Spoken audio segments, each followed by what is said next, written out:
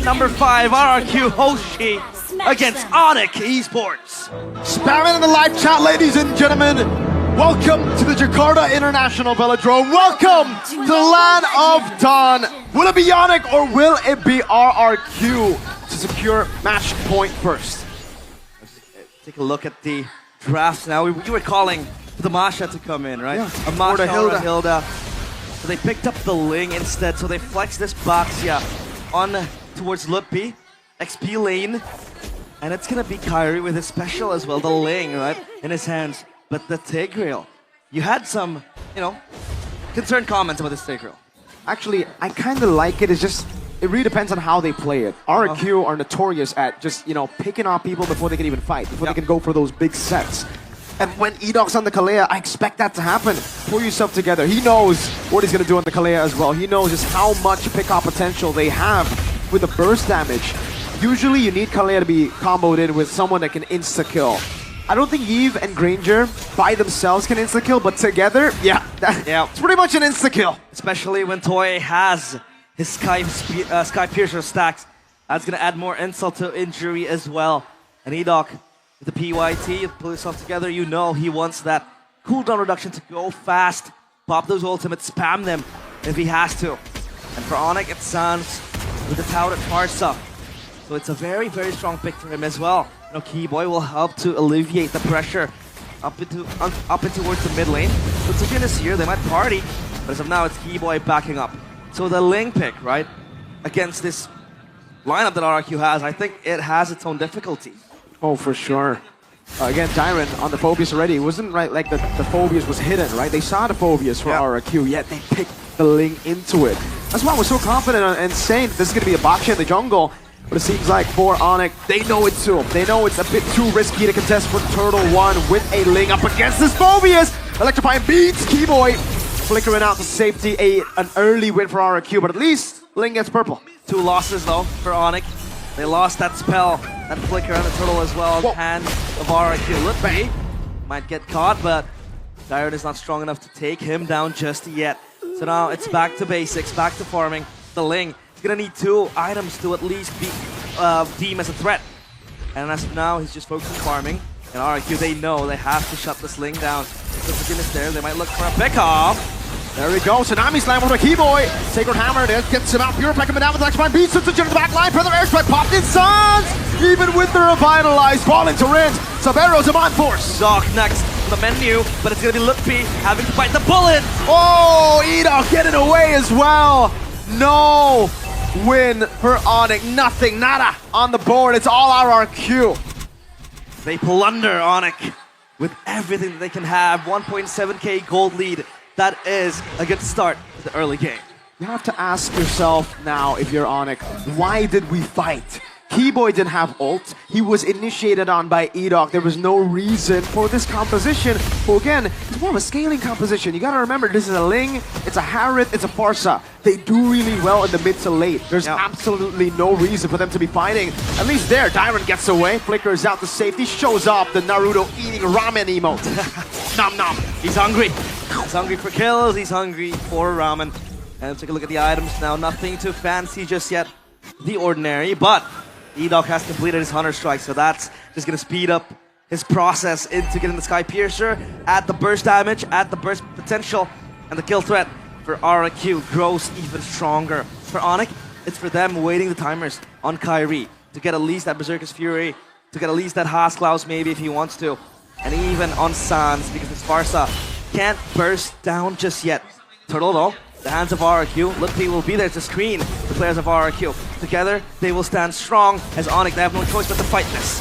Dark Wave from it down already. Lutpi, Tortoise and Poison's going to be popped as well. In the mid lane, Sabero with the clear. Turtle should be free and will be free.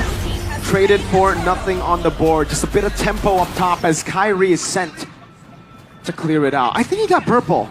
Did Kyrie get purple? He did. Like the enemy purple?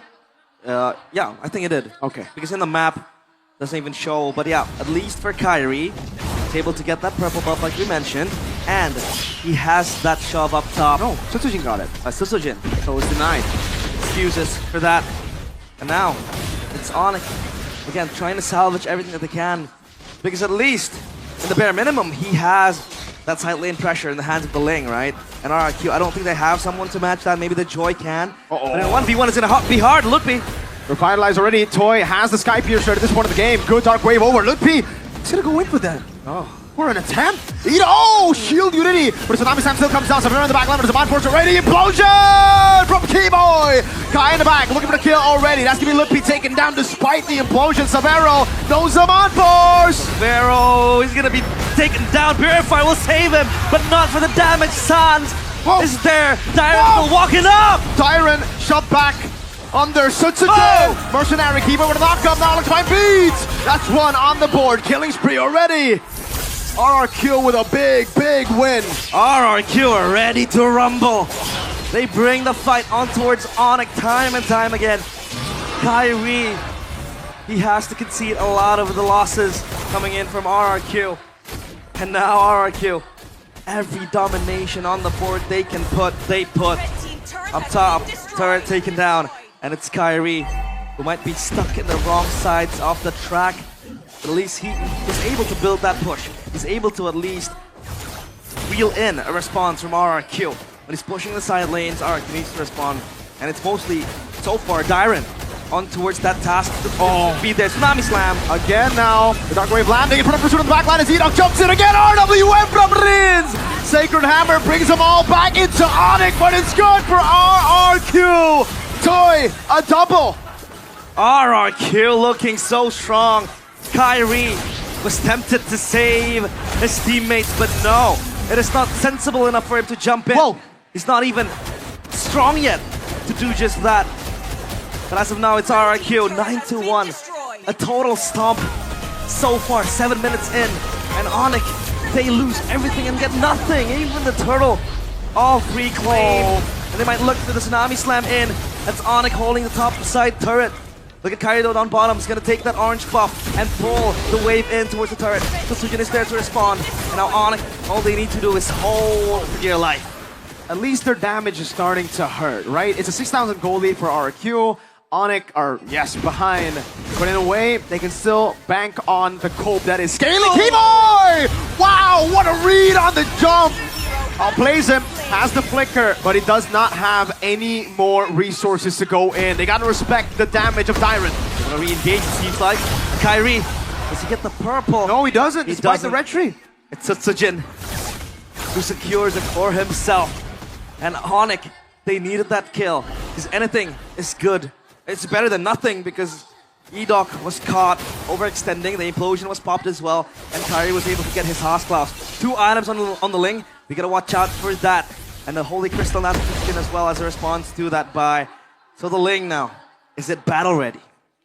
I don't think so, not yet. I think one more item. Technically it is battle ready. It just really depends on the targeting. Ladies and gentlemen, we got a legend, not in the building, at home. I believe he's in the GH gaming house of RRQ, but a legend. To our left is R7, restreaming from this place. At home is Lemon, waiting favorite. for Kevin's the least favorite. prosperity of the kingdom. Tsunami Slam, free kill for Toy. Unstoppable, another Sky Piercer stack. Look at that damage from Toy. The Mind Force coming down now into the back line again. Top of the blaze, utilize Keyboy. Part of the implosion, but it's not enough. Severo Purify out. Sutsuje electrifying beats already. Somehow, 2 for 1. Fighting for his life was Severo Kyrie. He has low energy, he has to recall. Edoc does not sense this. So that's Kyrie going home, but having to be taken down. So Lord now, hands of RRQ, 5k gold lead, dwindling slowly, but they can't really distance themselves. As of now, Onic are the ones to chase down RRQ's lead. It's gonna just pull up pretty fast. As of the late game, I think RRQ also has that insurance. I mean, the Granger is stacking up 5 kills to his name. Tsujin yet with a kill, but he's there with the burst damage. Dyron jumps in. Puts the boy sounds to the back line again. Tsunami Slam with a... Keyboy! A massive pull for the air strike right there, but it's not going to be enough to take anyone down as Rins kites away with Toy. What a crazy set, but Kai was late. Severo was late. Kyrie watches in dismay as once again, he does not have a piece of the pie. He hasn't been joining the fight. All he has been doing is just playing down bottom on the far lanes because that's what he can do. Because one set from RRQ just dismantles the entire lineup of Onic. Look at the Tsunami Slams. Look at the Phobius just jumping around. And for the Ling, this is one tough game. He's deathless so far. Now item check. Sutsujin with extra defense. And that's a Vero. Not yet with the Holy Crystal. It's 10 minutes going to 11. So many massive sets that have amounted to nothing for Keyboard. Oh my lord, Toy with the poke, his Rhapsodies and Death Sonatas. Bottom lane cleared out and the wave utilized by RRQ up top, but they're slow pushing it. They want to try to manage at least 2 waves. They have to. As of now, it's RRQ looking to barge into the Kingdom of the Sky Kings. The Lord is preparing himself. Edok! Oh, good implosion to catch him again. Edok gonna be taken down. Tsunami Star still finding it, but it's gonna be the kill over. Lippy diving into the back line, but it's gonna be the Purify out as Toy gets a kill. Savero with the Demand Force already. Now on Dyron again. Sutsujin backing away. Savero with another Chrono Dash. Kai jumps in, bites the shutdown. An assassination from Kai. They might have just saved him the game. Kyrie, he gets that kill to Rins, and that was Savero. Courtesy of him. The burst damage is there. Zaman Force popped as well. Dyron in the back. Sutsujin with the find beats, but Savero's playing in the Zaman Force.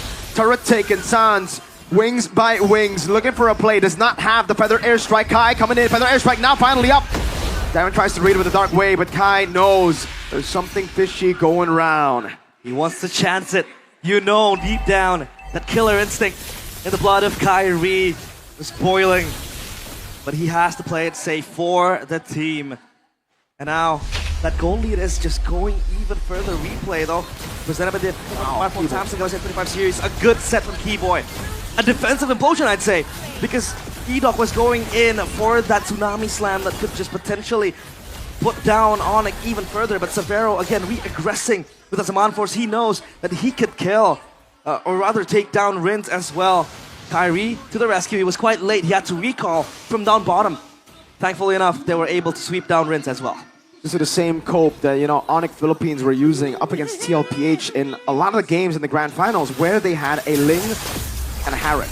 They would always be able to bank on late game. Late game is going to be the main focus for Onic. Again and again, the Ling will become a menace when the late game does arrive, but will that late game be there for Onic, right? They have to hold as of now. Keyboy might look for a moment. Dyron walks up. Keyboy, what a tough spot. Dyron walks up again. Oh, getting so much damage. Keyboy with the concealed away from Dyron. Finds him. Lippy falling. Toy getting another. Again and again, Keyboy cannot save himself. Bar's team as well. So RRQ, that was Dyron with the cancel of the conceal. When you have a player like Dyron and Edok, I think Gatotkacha and Hylo should just be permanently banned out. RRQ are really capitalizing here with the Phobius on Dyron, with the Kalei on Edok. It hasn't looked this good since Season 9 for RRQ. You gotta put the driver in the right car, right? You can't make them ride a motorcycle. Exactly. You need them to ride a good car. Don't force a fish to climb a tree. Let him swim. Words to go by and words to live by, and that's RRQ. Finding that formula. You don't need to have to put Edok on a box or Dyron on a passive hero. And that's what Onic have been trying to do too. They've been trying to play with their comfort, Kai on the assassin. But as we get towards the later stage of the series, I feel like this box should have been just placed in the jungle instead. No. Yeah. Rins. Oh, RWA! From Rins! A snipe from Toy! Tsunami Slam! From downtown! And that's Keyboy gone as well. Toy with the gun down. There's a man force bombed as well. They go for the back. Kyrie! Up against everybody. He finds the shutdown, but he does not have a pinch poise! Sutsujin will shut Kai down! And RRQ are a step closer for regaining, for reclaiming the throne.